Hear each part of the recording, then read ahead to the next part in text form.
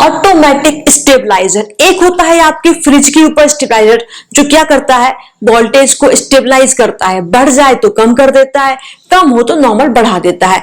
ऐसे ही आपके इकोनॉमी में होते हैं आपके स्टेबलाइजर जो क्या करते हैं कि अगर इकोनॉमी में आपकी डिमांड सप्लाई मिसमैच बढ़ जाए तो नॉर्मल कर देते हैं, कम जाए तब भी उसको नॉर्मल कर देते हैं। कैसे तरीके से वो हम देखते हैं। तो ये क्या होते हैं आपके वो टूल्स होते हैं जो ऑटोमेटिकली हमारी इकोनॉमी को स्टेबलाइज करते हैं विदाउट एनी गवर्नमेंट इंटरवेंशन। मतलब सरकार कुछ नहीं करती है, बस ये टूल्स छोड़ दिए हैं, ये टूल्स अपने आप काम करते हैं। ठीक है, तो इसमें क्या है आपका जो फर्स्ट टूल है आपका वो है प्रोग्रेसिव इनकम टैक्स। मतलब जैसे आपके इंडिया में जो इनकम टैक्स अभी की 5%, 10%, 15%, 20%, उसके ऊपर सरचार्ज लगेगा। तो ये क्या करता है आपका कि जिन लोगों के पास एक्स्ट्रा पैसा आता है, हाई लेवल इनकम आती है, उनकी इनकम का बड़ा प्रोपोर्शन टैक्स के रूप में ले लेता है, जिससे क्या होता है कि जो इकोनॉमी में डिमांड ड्रिवन इन्फ्लेशन होता है उसको ये कम कर देता है। मतलब जो अमीर लोग हैं उनका अच्छा खासा पैसा ले लेता है तो उनके पास फालतू पैसे नहीं होते हैं खर्च करने को, है ना। तो उनका क्या करता है ये उनकी तरफ से डिमांड जो बढ़ा सकते हैं वो इकोनॉमी में वो कम कर देता है।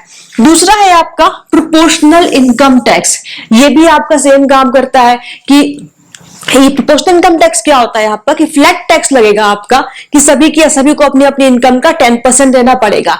इंडिया में आपका प्रोग्रेसिव इनकम टैक्स है, बट कुछ कुछ कंट्रीज में आपका प्रोपोर्शनल इनकम टैक्स होता है। तो ये भी आपका सेम तरीके से काम करता है, पर आपको याद रखना है कि ये क्या है, दोनों आपके क्या है, ऑटोमेटिक स्टेबलाइजर है। प्रोपोर्शनल टैक्स में क्या होता है कि सबको अपनी इनकम का सेम परसेंट देना पड़ेगा, चाहे अंबानी हो, चाहे अडानी हो, चाहे आप और मैं हो, सबको अपनी इनकम का 10% ऐसा टैक्स देना पड़ेगा। तो उसमें भी क्या होता है कि अंबानी की इनकम का 10% क्या होगा, बहुत ज्यादा हो जाएगा, तो उसकी इनकम थोड़ी सी कम हो जाएगी।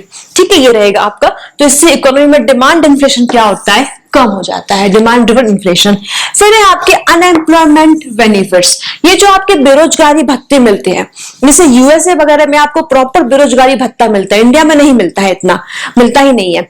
तो वहां पर क्या होता है कि जैसे ही अगर रिसेशन आया है, अनएम्प्लॉयमेंट बढ़ रहा है, तो लोगों को क्या होगा, सरकार से पैसे मिलना स्टार्ट हो जाएंगे, तो उनके पास पैसे रहेंगे, इकोनॉमी में डिमांड आपकी मेंटेन रहेगी। ठीक है, और अगर एम्प्लॉयमेंट ज्यादा होने लगा है तो ये भत्ते क्या होंगे, अपने आप लोगों के लिए कम हो जाएंगे, तो तब भी डिमांड आपकी मेंटेन रहेगी। तो ये तीन क्या है आपके, progressive income tax, proportional income tax and unemployment benefits. ये क्या करते हैं कि इकोनॉमी में जो आपकी डिमांड होती है उसको तरीके से मेंटेन करके रखते हैं। ठीक है, इकोनॉमी में ना रिसेशन आ पाता है, ना बहुत ज्यादा बूम आ पाता है, इकोनॉमी को अपने आप ही ये स्टेबलाइज करके रखते हैं। गवर्नमेंट कुछ भी नहीं करती है, ये अपने आप क्या करते हैं, काम करते रहते हैं। इसलिए क्या बोलते हैं हम, ऑटोमेटिक स्टेबलाइजर।